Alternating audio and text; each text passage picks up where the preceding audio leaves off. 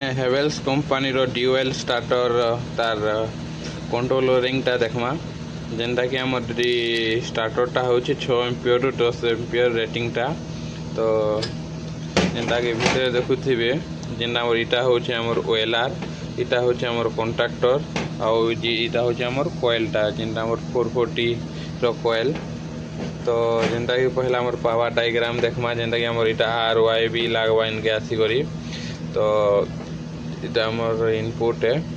तापर आउटपुट टा देखमा जेनटा यू वी डब्ल्यू जेना मोटर रो आसी को लागवा इनो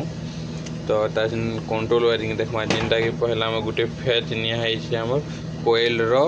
ए1 की निया है डायरेक्ट फेज टे आ गुटे जेनटा फेज इटा येलो कलर केबल टा आसी छै हमर एनो के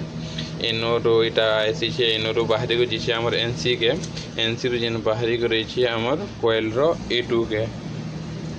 एचन होल्डिंग तार वायरिंग दा देखमा एनो रो गुटे पॉइंट आसी छै कॉन्ट्रैक्टर रो एनो के इटा हमर कंट्रोल वायरिंग हे गला तो जेंदा हमर या डायग्राम दिया है छै।